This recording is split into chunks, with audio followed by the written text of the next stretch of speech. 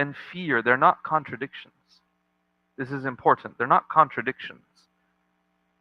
They may be opposites to some degree. As in, we wouldn't typically associate someone who's fearful with someone who has hope.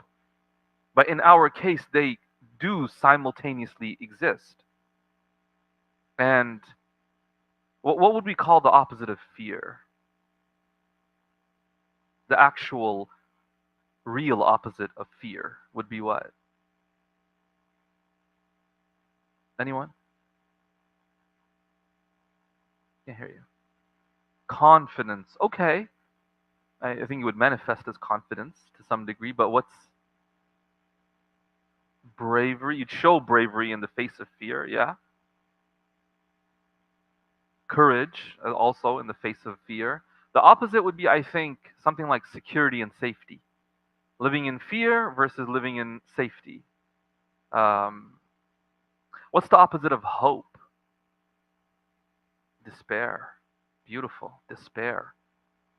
And that's actually kind of what I want to reflect on for a moment today. See, healthy hope in Allah, in His reward, in His mercy, um, it should not diminish due to disobedience. And healthy fear should not diminish when you are obedient to Allah. When you do something good, your fear should not diminish. There should still be a deep respect, a deep, reverence for God. When we disobey, our hope in God's mercy should also not diminish. But the reality, how many of you would say that it is the case, though, that very often when we disobey Allah, our hope in His mercy and stuff goes down? How many of you would say that's the case? Yeah? You can answer, guys. No? You don't agree? I want any feedback, inshallah. All right, guys? Um, how many of you would say that when we do obey Allah, that sometimes our fear of Allah also diminishes a little bit? We don't feel as fearful. Anybody would say? You feel like you're good because you've done something good. This happens sometimes. That people will do something good, they'll feel at peace. They won't have that same state of fear of Allah subhanahu wa ta'ala, and then sometimes they slip into mistakes and commit sins. Because they're feeling what? Complacent. I'm good. I just did so much good. The whole Ramadan passes, and then after Ramadan, we're like, man, that was a good month. We really worked hard, and we might party too hard. Do you get what I'm saying? Like, it happens. So, a healthy hope does not diminish despite disobedience. And a healthy fear does not diminish despite obedience to Allah. That's what it's meant to be. Um, when you do good, you still live between hope and fear. What? When you do good, the hope is that Allah will accept it, and the fear is that it will be rejected. You still live with that right in the middle. When you disobey, you hope that you will be forgiven, but you fear that you might be punished for it. You still live in the middle. That's what it's meant to be. Okay, there is a difference here, and it's really important to highlight this point. When we speak about hope, we're talking about genuine hope. The hope that is praised, that we're meant to aspire to, is different than what are called vain hopes. In Arabic, the word is raja. We're meant to hold true, sincere hope in Allah. But we're not meant to be people of tamanni. Tamanni is vain hopes. What separates the two? The main difference between the two is for someone who's sincerely hopeful, it's coupled with action. I hope Allah will forgive me. If I truly and sincerely hope that, I'll ask for forgiveness. I'll attempt to change my ways. I'll attempt to really rectify the way that I behave in my relationship with Allah. If I'm insincere, I will say, I hope Allah will forgive me. I don't change anything. I don't do anything differently. It's an insincere, vain hope. And sometimes we do that. We don't change anything of our behavior, but we say, no, no, no, but perhaps Allah will forgive. No, He might forgive, but it's a little bit disrespectful to make no effort to attain that forgiveness and just to hold almost this type of expectation that He will forgive. And that's not what we're talking about here tonight. We're talking about that healthy and real, sincere hope that we hold, which is coupled with effort and action to attain Allah's mercy and His forgiveness and His reward. Okay, now I was thinking about hope, and I was trying to make sense of how do I want to approach this topic. One way to think about it is this, that when we speak about hope, there's going to be three main components. There's going to be the person who's hoping, there's the thing that you're hoping for, and there's going to be the being or someone from whom you are hoping for that reward or whatever that thing is. You see the three components, the main three components there? It's me who's hoping for something. That something is what I'm hoping for. That's the second component. And the person I'm hoping for it from, that's the third component. And I want to analyze the various components. Today, I suspect we will only get to the first, which is us as beings who hope. But sometimes we don't hope. And I think that's really important to address. We probably will spend a lot of time today addressing this. One common struggle we have. Well, actually, let me ask you guys first. And I'll ask you guys to turn to your partners, inshallah, people beside you. Look for someone and discuss this. Why might a believer not be hopeful of Allah's mercy, His forgiveness, reward? Why not? What are some reasons? Bismillah, go for it. And if you didn't come for this, you're like, Sheikh, we didn't come for this. We just came to listen. I'm not trying to talk to nobody. I get you. But I'm sorry, I have to make you uncomfortable. Bismillah, go for it.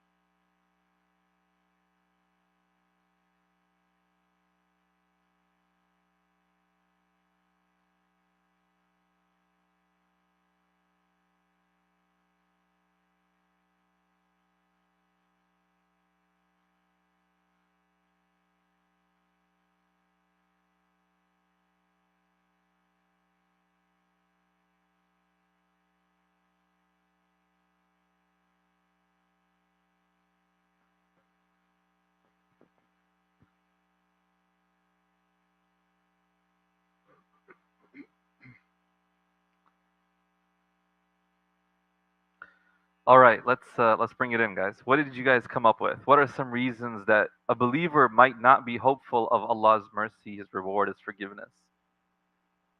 Yeah.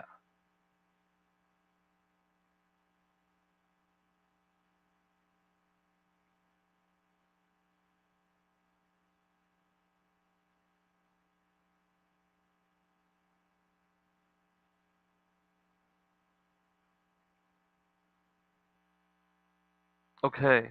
So the idea is that I'm sinning repeatedly, and as a result, a human wouldn't forgive me if I repeatedly wrong them. But in the case of Allah, sometimes we mistakenly apply this human attribute to Him and feel that He also might not forgive me. Okay, yeah, that's one. Any others? Yeah. Lack of knowledge of who Allah subhanahu wa ta'ala is. Beautiful. Ibn al-Qayyim, he says exactly that. Yes. Mental illness. Yes. Any other reasons? Yeah. Childhood trauma. Right.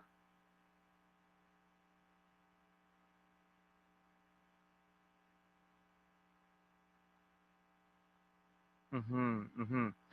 Back to the way we understand, we think about who Allah is, the concept of who Allah is, right? Sometimes we have this idea. Um, we think only like a special or a pious kind of person deserves to be hopeful of Allah, right? Like the pious people can really be hopeful of Allah's mercy. Like they've kind of earned it. They've put in all the work. They've built that relationship with Allah, so they can hope for it from Him. But that's not really how it works. That's like thinking only healthy people can go to the gym. That's like thinking only knowledgeable people can go learn. The pious would say, "Siru ilallahi urujan wa makasir." Go towards Allah in the state of, like, if you have to limp or you're in a state of brokenness, but go to Allah. What we're taught is we don't go to Allah subhanahu wa ta'ala despite our flaws and shortcomings. We go to Him because of them. This is important. We don't go to Allah despite our flaws and our shortcomings.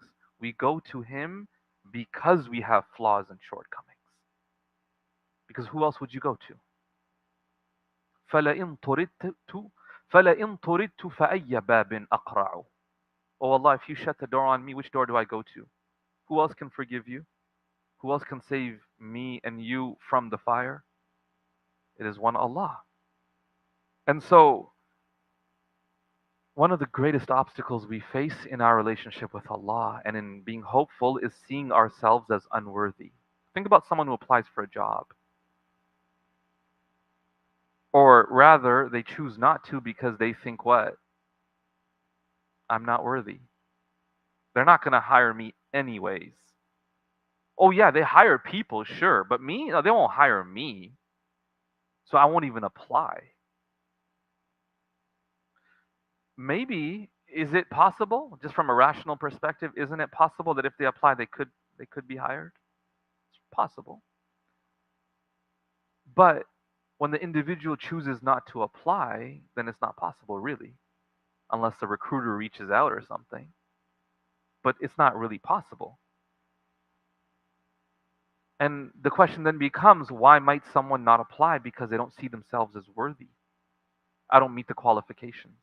Or, I see how many applicants there are. There's no point me applying as well.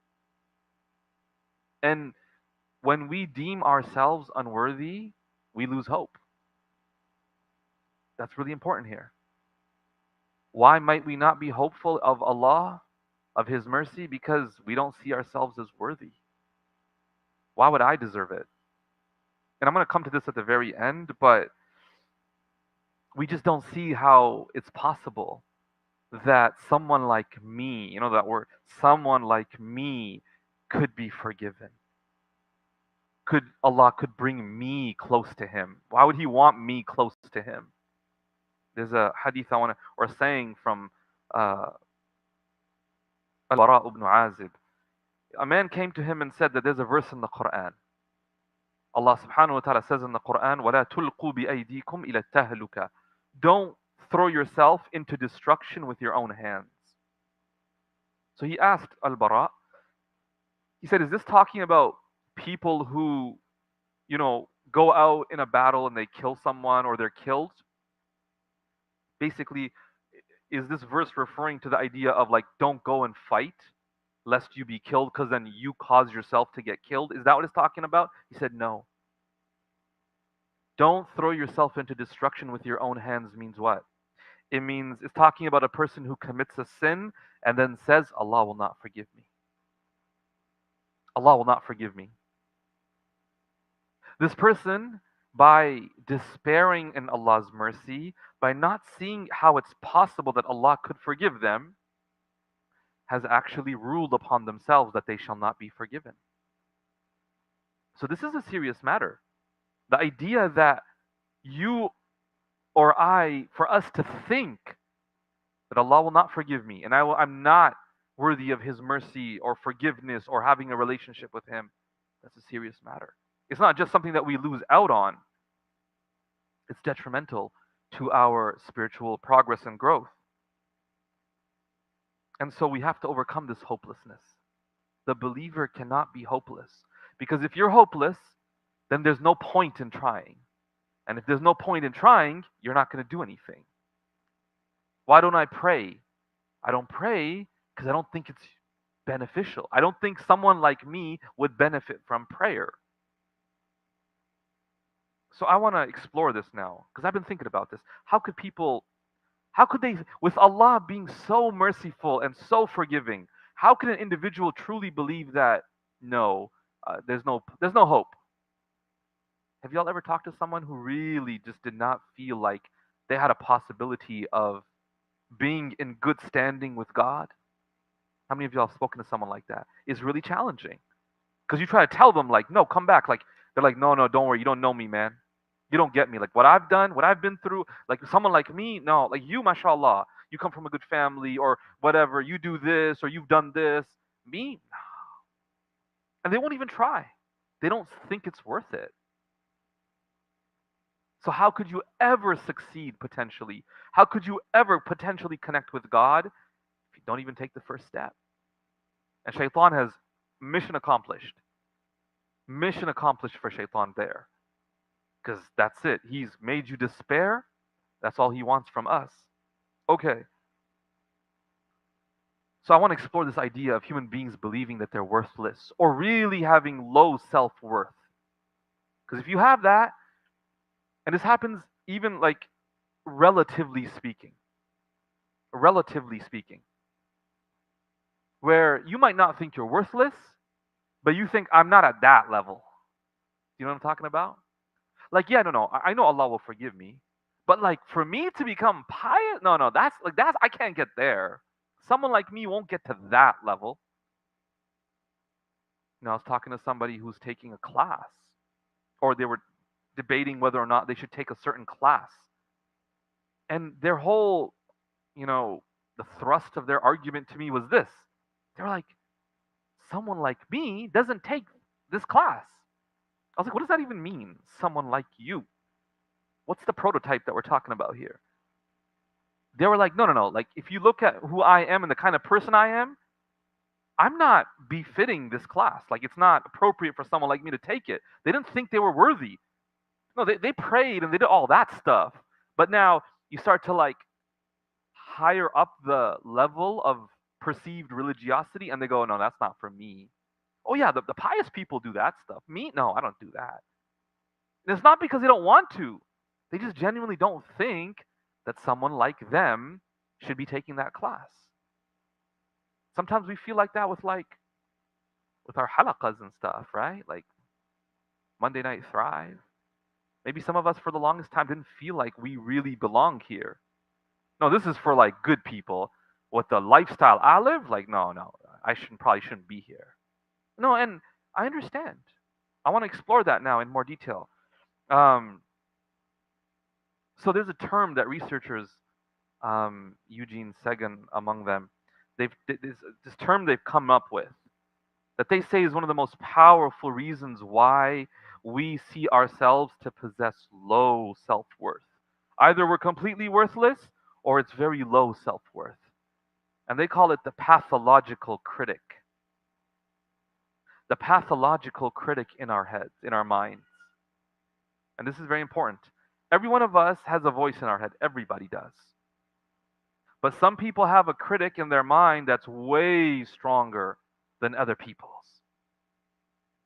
And this critic prompts trains of thought. And when we entertain these trains of thought repeatedly, we reinforce these trains of thought. And as a result, We begin to believe certain things about ourselves. And so if the train of thought and if the critic is saying, you're just so stupid, you're just so stupid, the individual hears this enough times, says it enough times, they begin to believe it.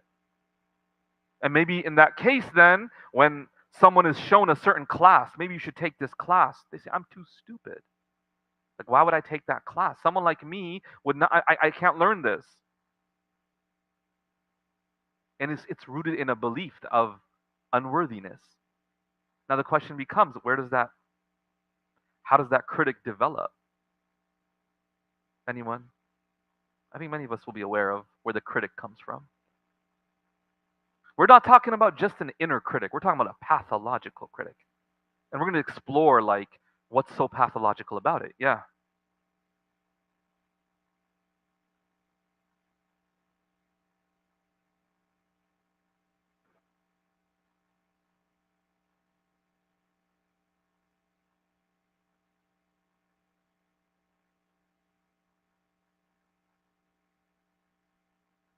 Yeah, absolutely. So people who score high on neuroticism tend to be very sensitive to negative emotions. So they'll notice the negatives more than the positives in general. In general, they'll notice the negatives more than the positives. And so anything negative they do, that will count for so much more than any good they do. And have you ever seen children like that sometimes?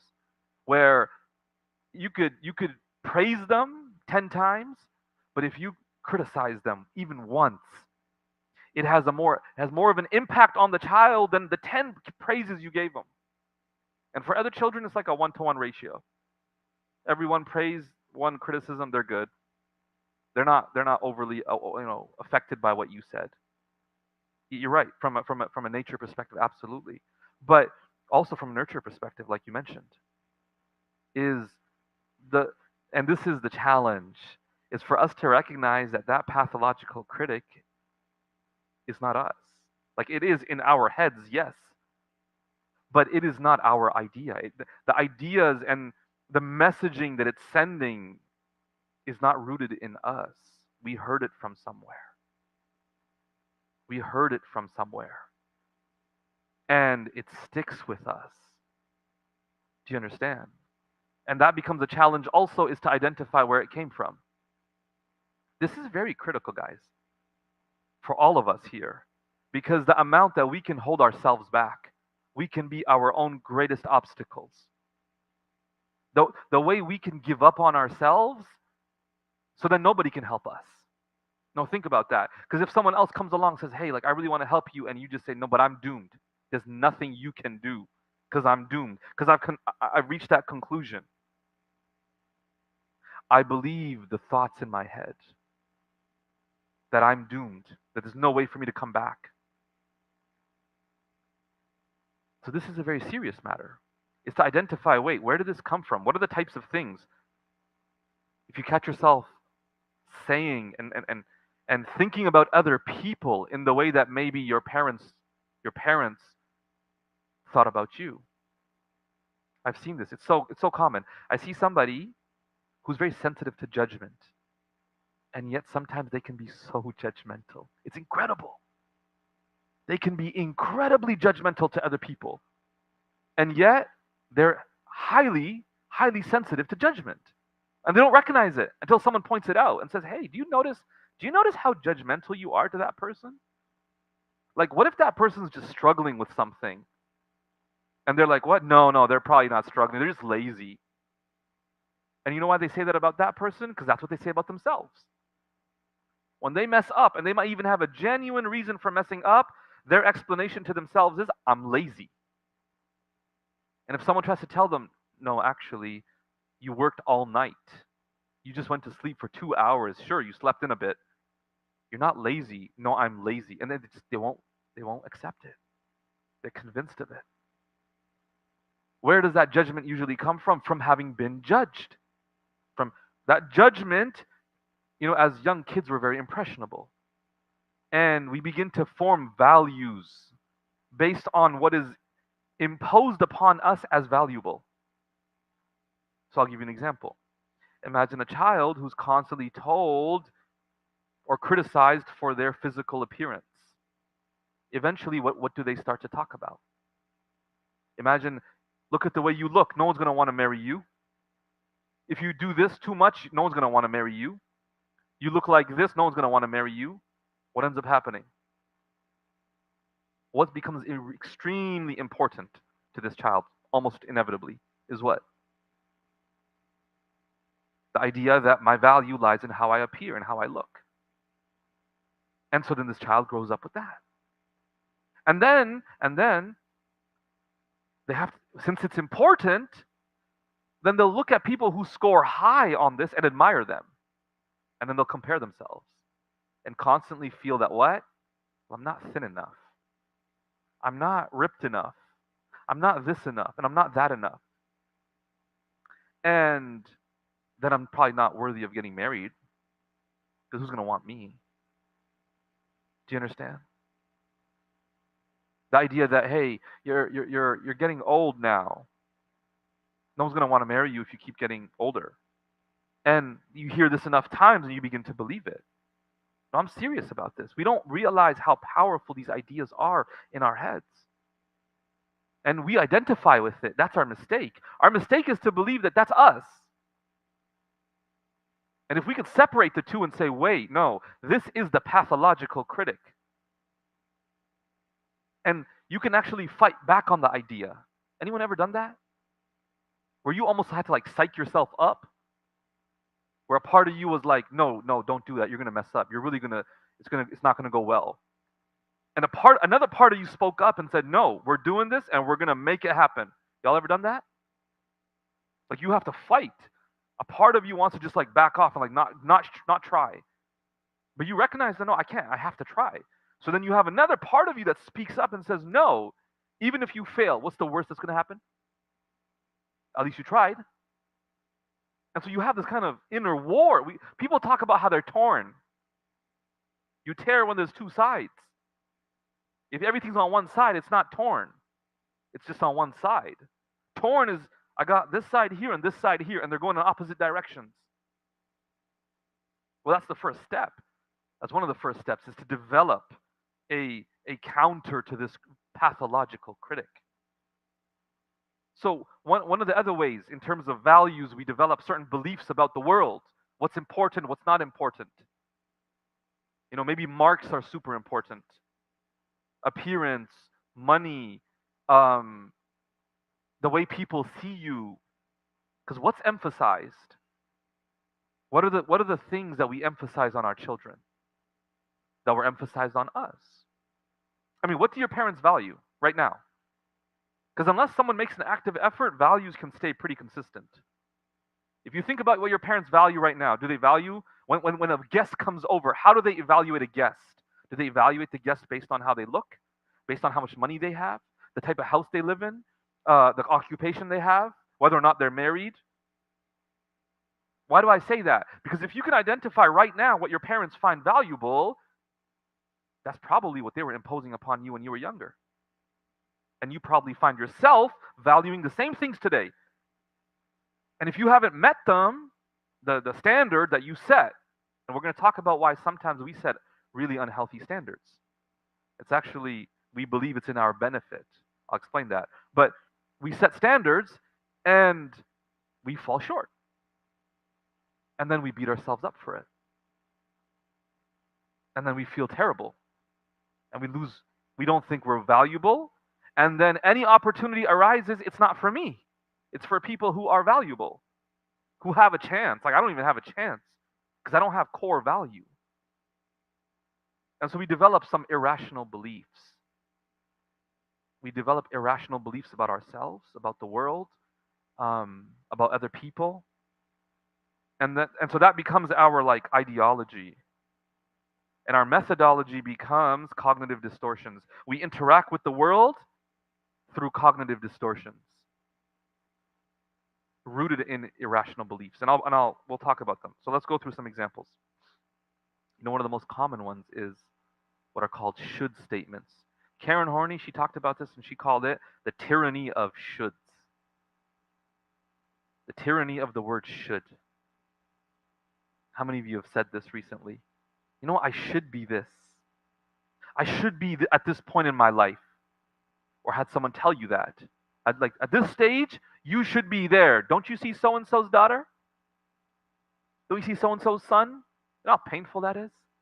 It's basically saying you're not enough. All right? And the worst part is when you know like what so and so's daughter or so and so's son is up to actually, and you're like, dude, you don't even know. But you can't, right? You can't expose them either, right? So you have to like keep your mouth shut and be like, yeah, yeah, of course, he's really good, right? Yeah, of course, he's great, she's great. No, they're not. Deep down, you're like, dude, if you only knew.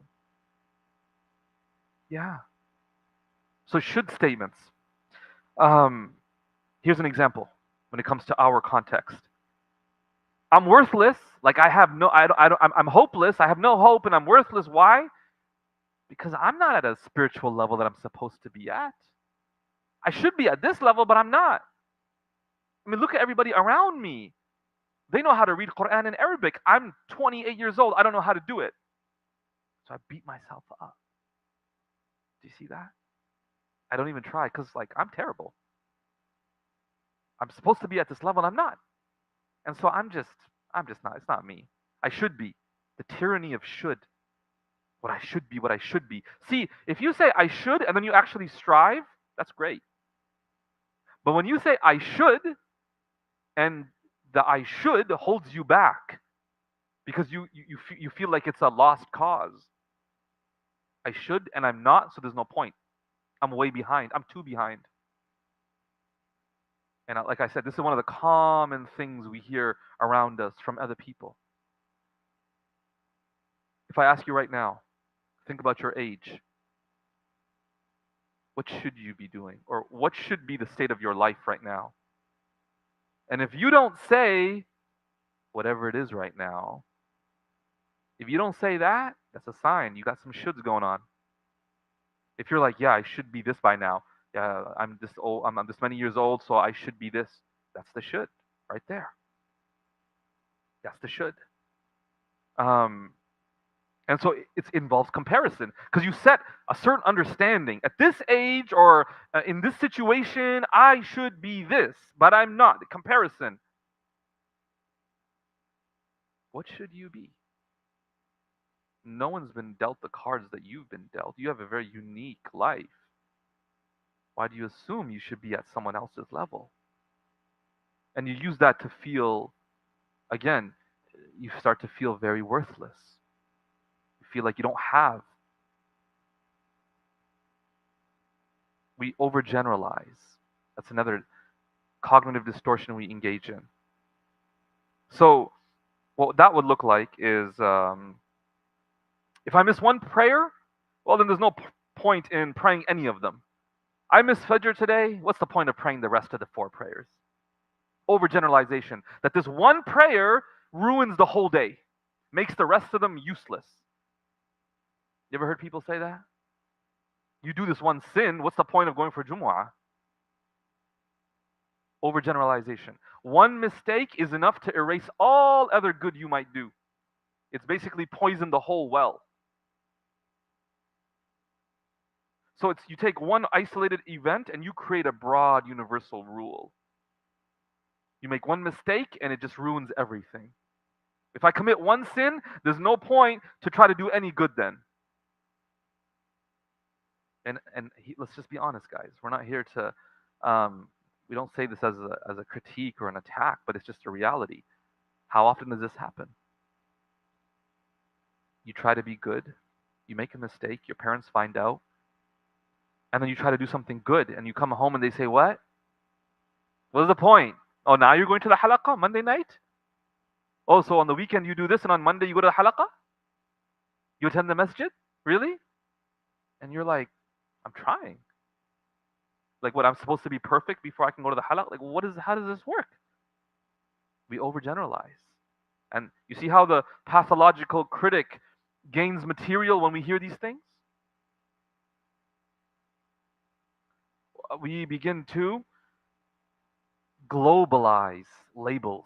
So instead of I made a mistake which equals I made a mistake, we go, I made a mistake, which means I'm a terrible person.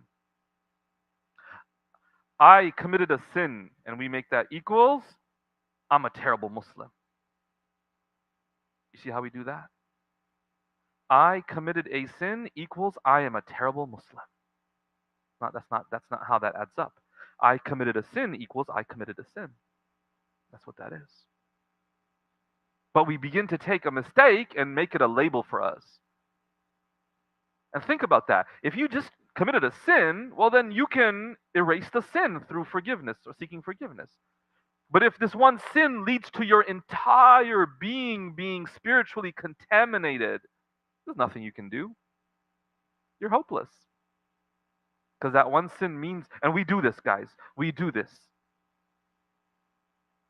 Sometimes when we can't, especially when we can't seem to escape a sin, we commit the sin, we ask forgiveness from Allah, and then we return to it, and then we ask forgiveness, and we return to it, and we keep returning. We start to feel like what? My repetition of sins equals I'm a terrible Muslim. And then we give up on trying to give up the sin. Because we've taken those mistakes and made them a label for ourselves. We generalize, globalize the label. Another thing we do is we filter. We filter. All we can see is the negative. Think about a lens where it only sees negative. Any good you do, it's just, yeah, that was just whatever. It doesn't really matter. But mashallah, you pray Jumu'ah. Yeah, I know, but like, come on, that's just one Jumu'ah. The rest of the week, you know what I do? Did you see that? Like, the good counts for nothing. If you want to grow spiritually, you start somewhere with good, right? One good act, and then couple that with a second, and a third, and a fourth, and you grow. But if you don't even value one, you'll never move beyond one, because even that one is kind of pointless in your eyes. All you notice are, but I do this wrong, and this wrong, and this wrong, and this wrong. We filter out any good we might do, any good traits we might have. Have you ever tried to convince someone who's a really good person that they're a good person, but they are convinced otherwise? You ever done that? You're like, yo, you're pretty, no, mashallah. And they're like, no, you don't know me, I'm terrible. You're like, no, trust me. And they just won't accept it. Because they can't see the good. You point out any good thing. Hey, remember that day you did that? Yeah, I only did that because like I was with my friends. No, but remember that one time you went by yourself? Yeah, like I was just in the area, so I went. You're like, you just can't accept it because we filter. The critic comes in and says, it's not worth much. And there's just many things here. Black and white thinking, right? Just polarized thinking. Either I can be a perfect Muslim or there's no point. We take our perfectionist tendencies and you better be perfect, otherwise nothing. You know the companions of the Prophet ﷺ were not like that. You find companions coming to the Prophet ﷺ having committed major sins, made big mistakes. And yet the Prophet ﷺ says, this person loves Allah and His Messenger. How? It's possible. Humans are complex. You can love Allah and still commit a sin. Absolutely. You have a moment of weakness, you slip. You have a moment of heedlessness, ghafla. Absolutely. So there's a really good book on this for those of you who want to read this in more detail. It's called Self-Esteem by Matthew McKay and another author. The two of them wrote it. It's really good. It's really good. And this really addresses this idea of our self-worth, because our self-worth it's really directly connected to the inner dialogues that we have. So when you were come to the masjid today, what were your thoughts? Did you think like, man, I'm gonna go there, I'm gonna stand out, it's gonna be awkward, like I don't really belong there, but I guess I'll just kind of hope nobody notices, and yeah, let's see how it goes.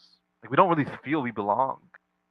I'm not really at that level, but like, hey, my friends are going, I'll just go with them. Like they're the ones who actually belong. Me, I'm just tagging along. What are the thoughts? The first step. Let's before we even start talking about what we can do about it. One thing to note is that there's a purpose why we have the pathological critic. Why do we have this critic? When clearly the way we're describing the pathological critic is that it holds us back. No? It holds us back from so much of what we want to accomplish. Then why would we entertain that voice? Well, it has its purposes. It has some immediate benefits. One of them, for example, is it protects you from failure. Because if you don't try, you'll never fail. So that pathological critic gives you that immediate benefit of what? Don't worry, I got you. You won't fail. You're like, yo, what's the strategy? They're like, we're not trying. You're like, oh, okay. I guess we're not failing. It's true. But man, I'm not succeeding either. That's one of the strategies. Is if I can just protect myself from failure by not trying, I at least gain some immediate benefits. But in the long run, we're not satisfied. In the long run, we're not satisfied. Because we do want things. And so oftentimes, when you want something, you have to try. Right? You have to try. So we're not left happy and fulfilled in the long run. We get that immediate moment of like, well, I never failed. I never got rejected. Huh? I never got rejected because I never asked. Yeah, but then down the line, you feel, man, I never actually got anywhere either. So what the inner critic will do, example with rejection, is it'll predict, oh, you're going to get rejected. You ever done that? You go there and you tell yourself, yeah, it's not going to work out. I don't want to get my hopes up. And so then you give it like a half effort or self-fulfilling prophecy. You sabotage the attempt. We do that. We will sometimes sabotage the attempt because we don't want it to work out, lest then we have to like face the reality. So we sabotage. We have to be honest with this. Another thing is, when you make a mistake, what do you feel? You feel guilt. You feel guilt. The inner critic calms your guilt by punishing you. You see, when you do wrong, how do you right the wrong? In our heads, we might think, well, I did something wrong, I need to be punished mentally. So the inner critic steps in and says, yes, you are stupid. You are a fool. You're terrible. You're ugly. You're this, you're that. And now you feel bad. And so you're like, okay, the balance has been established. Do you see that? You understand that? I did wrong. I feel guilty. Now, if I just shame myself enough, I'll feel like the punishment has been served. And so that inner critic steps in. This is really important. Because we might feel guilty in relation to Allah. Then we shame ourselves. Shame on you. How could you do that sin? Stuff. And there needs to be guilt. But it should not be shame. Where we give up hope then. You know it's shame when you give up hope. You know it's shame when you give up hope. So what does a person do? A person has to work on developing self-awareness. You have to begin to notice your thoughts. No, seriously. Begin to notice your thoughts. When you're about to do something, what's running through your head? What's the voice saying? And that's going to impact how you feel. It's going to impact whether or not you think it's worth trying. If I tell you, I'll give you an example. You know, imagine I said to you that, inshallah, this coming weekend, we're going to have a 2-hour Quran, Arabic reading Quran. We're going to have a class for beginners. All of you should come. What thought runs through your head? You don't have to tell me. When I invite you to that, what thought runs through your head? Maybe that voice says, no way. I'm not going to embarrass myself. That's not me. I mean, he's probably talking to the other people, mashallah, who come all the time to the masjid, but not me. Come on, like I don't go to that. What's the voice saying? When you heard me say that, what went through your head? When someone tells you, hey, why don't you come for the halaqah, what goes through your head? When you think about going to the gym, what goes through your head? When you see something, you walk by the masjid and there's a wedding taking place, what goes through your head? And, McKay in the book, he talks about what's called chaining. You have one negative thought. I'll give you an example. So you walk by the masjid, there's a wedding taking place. You're reminded of the fact that you're not married. So now what? You think, man, I'm not even married. And then that leads to you thinking, yeah, I'm not married and I'm not even uh, working in the job I should be. And then it chains into like a spiral of thoughts about how terrible you are. And it's not just that you had like a chain of bad thoughts, it's that you're reinforcing these thoughts every time. How do you stop this negative reinforcement? Well, you have to catch it. Catch yourself going down this train of thoughts and say, no, I'm not doing that. I'm not thinking about that. No, no, I'm not a failure. I'm doing my best. But the first step is what? Learning to become aware of your thoughts. Noticing what thoughts arise. When do they arise? Self-awareness. At the at the root of all meaningful, deep transformation lies self-awareness. If there's one thing you take from today's talk, take this point right here. At the root of all deep and meaningful transformation lies self awareness. Beginning to notice what I'm thinking, what I'm feeling, what triggered it, and being able to then start to control. You have to also then, once you now start to notice, oh, okay, whenever I see this person, I'm reminded of this, and my thoughts start to go. Oh, you see that person? They're doing so well. They have that job, and that job that you want, they have it. So every time you see them, you're reminded of the fact that you don't have that job. And so the thought arises, see, you don't have the job, you're a failure. Once you identify that this is what happens, develop a counter voice. Absolutely. And over time, you begin to have these two voices. The one that will always be there. Initially, it's very powerful. It's very powerful. It calls you lazy. You know, when you're on social media, think about that. That's the easiest way to get triggered. You see someone, they're talking about how every day I wake up at 4 a.m. and I listen to an audiobook at 3 times the speed, and you're like, dude, I'm waking up like 7:30 and we think like, we feel terrible. And the spiral starts. You know, a real man gets up at 3 a.m. and you're thinking, well, I guess I'm a fake man. Like, what's happening? So you catch yourself. No, I'm serious. You have a counter voice that says, no, that is not the standard I'm going to allow myself. That's not realistic. 3 a.m. No. Let me think about my actual life, my life. Maybe that works for that person. My life? No. When I consider all my commitments, it makes sense for me to wake up for a Fajr and then to be up from then. That's the earliest I can do. I can't do earlier than that. And you develop a counter voice, a voice that advocates on your behalf. And sometimes you need training for that, honestly speaking. Sometimes a good friend becomes that voice for you gradually. That's what therapists are meant to do, is to become that voice for you. That wise person in your life who can remind you, no, I know you think you're worthless and that there's no reason for you to connect to Allah. No, you can. You absolutely can connect to Him. And then you have to learn, brace for this one, guys. You have to learn what's called self-acceptance and self-compassion. Oof, some of us are like, oh, please, Sheikh, don't give me that self-compassion business. I know the first time I heard that, I was like, okay, sure. Doesn't sound like my cup of tea. Let me talk to you about it though. Let me be real with you. Self-compassion does not mean laziness, self-indulgence, or being irresponsible. No. If when we think self-compassion, we mean, oh, it just means going and spending a lot of money. No. It doesn't mean being lazy. Doesn't mean being self-indulgent. It doesn't mean being irresponsible. What self-compassion has is three main ingredients. Number one is to not be overly critical. You can be critical. You can point out when you did wrong. Don't go beyond that. So if you did something wrong, yes, you did it wrong.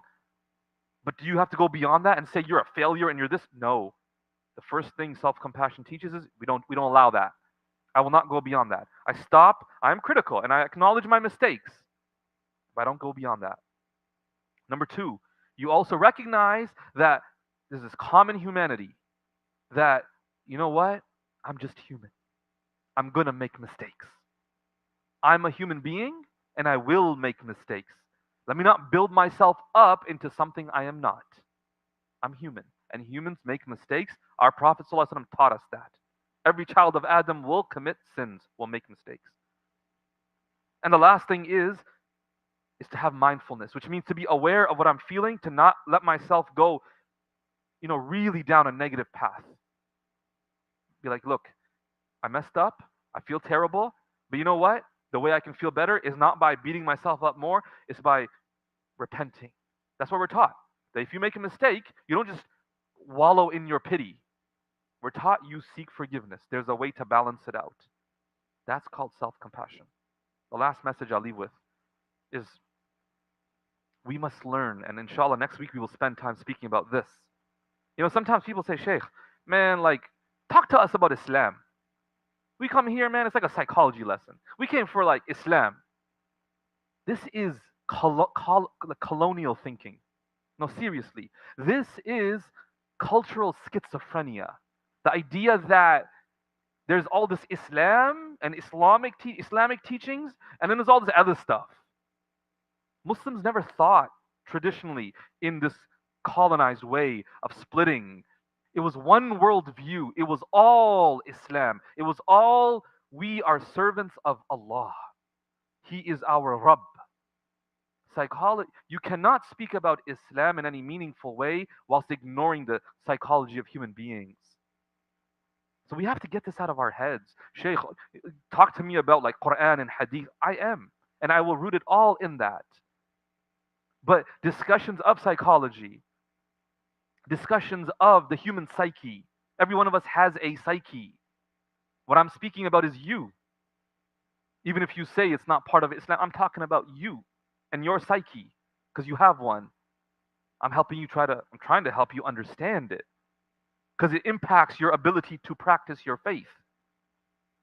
And so I want to make this very clear. Next week we will take a little bit more of an approach oriented towards verses of Quran and ahadith of the Prophet ﷺ. But we need to get out of this mindset that there is Islamic, discussions, and then there's all this other stuff. Sure, you can categorize it a little bit like that, but it's all related to our practice of our deen. We must learn, and this is the final point, we must learn to hope from Allah based on who He is, not based on who we are. Our hope in Allah, the raja that we have min Allah, from Allah, is not based on who we are. We are hopeful in Him based on who He is. May Allah subhanahu wa ta'ala grant us tawfiq to really understand that we are honorable servants of Allah, and may He grant us the ability to remain hopeful of Him and His favors always. Ameen ya Rabbal Alameen. Wa sallallahu wa sallam wa barak ala Sayyidina Muhammad wa alihi wa sahbihi ajma'een. Walhamdulillahi Rabbil Alameen.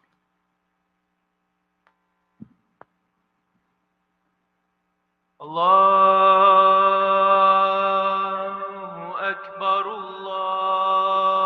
Allahu Akbar,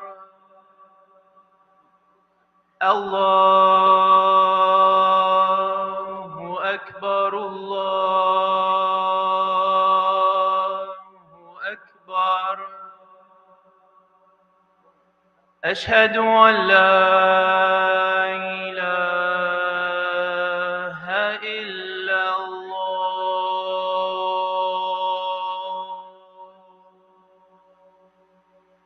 Ashhadu an la ilaha illallah.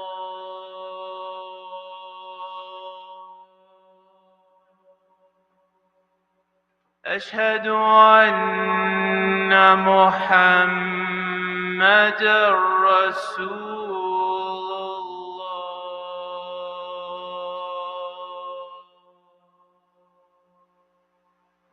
Ashhadu anna Muhammadan Rasulullah.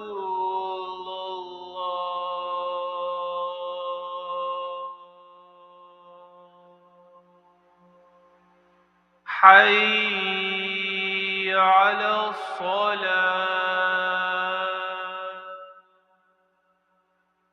hayy على الصلاة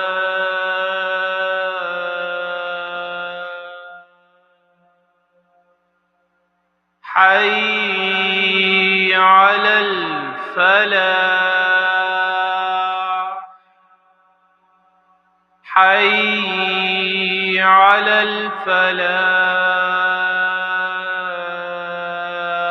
الفلاح الله أكبر الله أكبر لا إله إلا الله.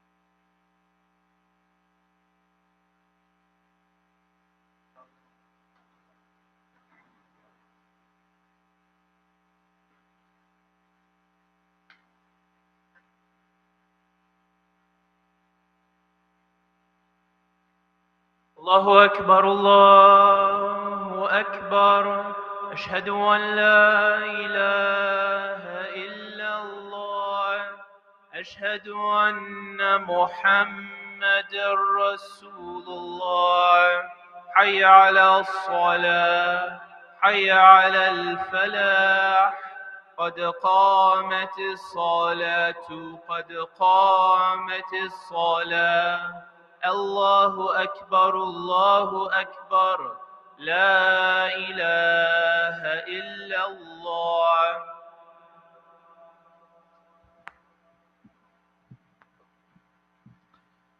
استووا استقيموا وتراصوا حاذوا بين المناكب وسدوا الخلل. Please straighten the rows, stand shoulder to shoulder, filling in the gaps. Allahu Akbar.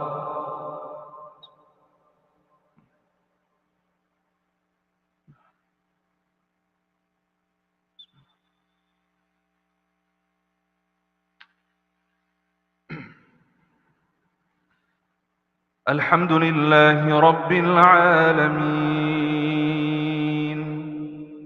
الرحمن الرحيم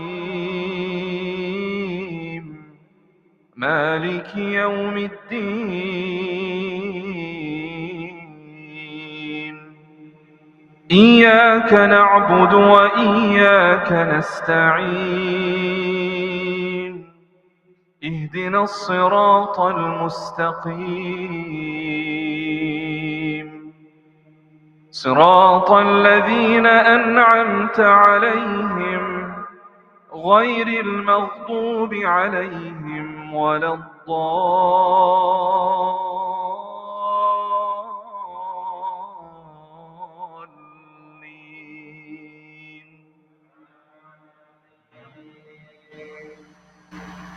إنا نحن نزلنا عليك القرآن تنزيلا فاصبر لحكم ربك ولا تطع منهم آثما أو كفورا واذكر اسم ربك بكرة وأصيلا ومن الليل فاسجد له وسبحه ليلا طويلا إن هؤلاء يحبون العاجلة ويذرون وراءهم يوما ثقيلا نحن خلقناهم وشددنا أسرهم وإذا شئنا بدلنا أمثالهم تبديلا إن هذه تذكرة فمن شاء اتخذ إلى ربه سبيلا وما تشاءون إلا أن يشاء الله إن الله كان عليما حكيما يدخل من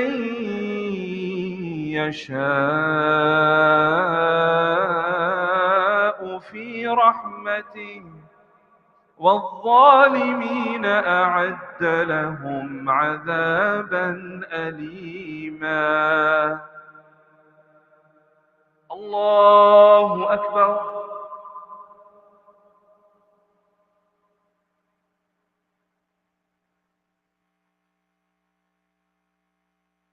سمع الله لمن حمده. الله أكبر.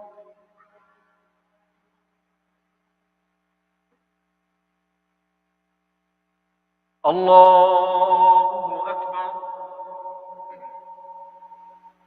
الله أكبر.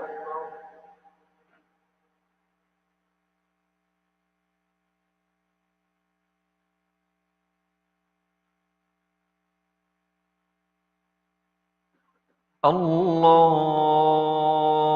أكبر. الحمد لله رب العالمين، الرحمن الرحيم، مالك يوم الدين.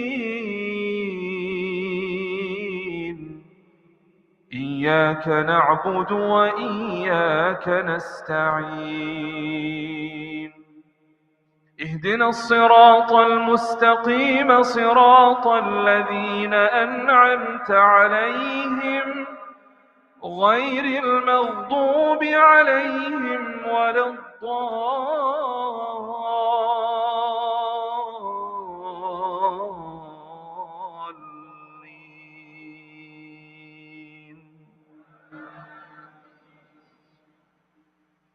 والسماء والطارق وما أدراك ما الطارق، النجم الثاقب. إن كل نفس لما عليها حافظ. فلينظر الإنسان مما خلق. خلق من ماء دافق، يخرج من بين الصلب والترائب. إنه على رجعه لقادر. يوم تبلى السرائر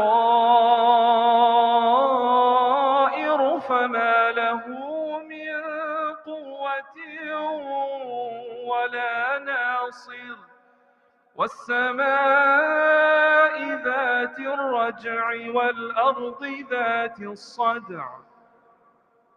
إنه لقول فصل وما هو بالهزل.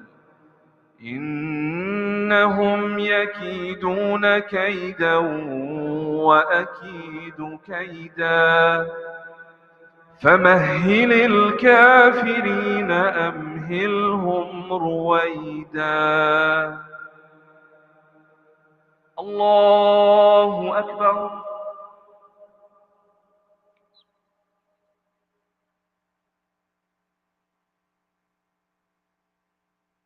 سمع الله لمن حمده. الله أكبر.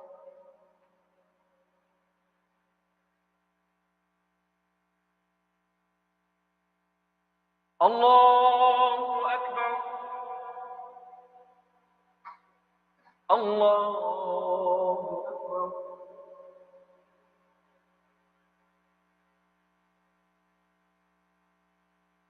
الله أكبر.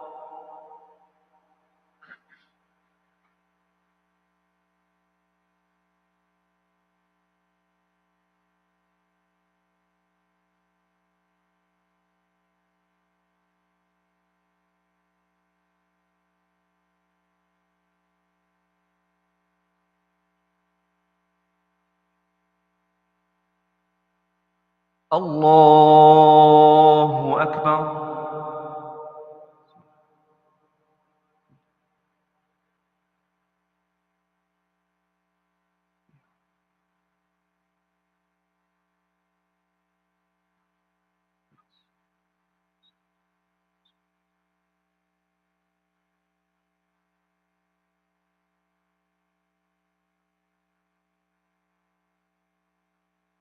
الله أكبر.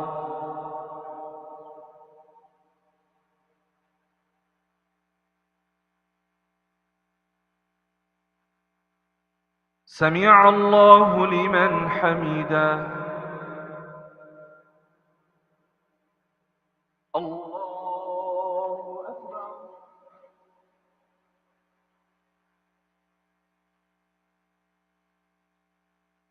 الله أكبر. الله أكبر.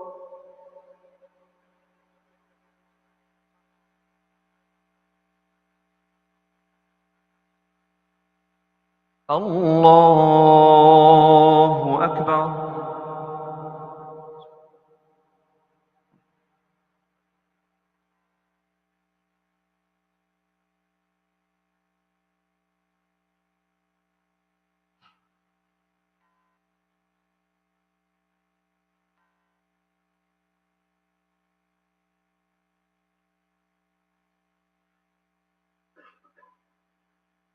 الله أكبر.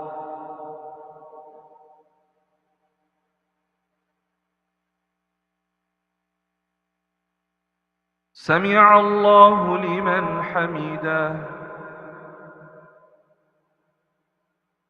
الله أكبر.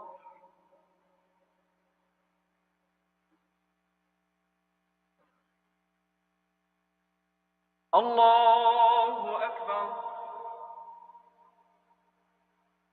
الله أكبر.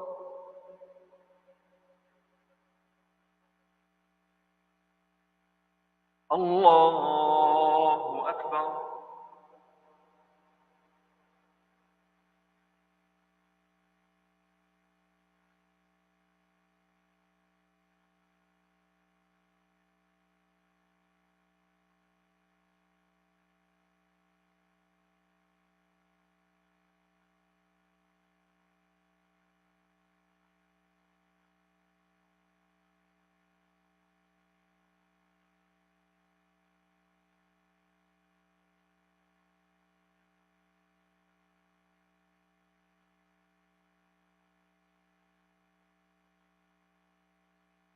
السلام عليكم ورحمة الله. السلام عليكم ورحمة الله.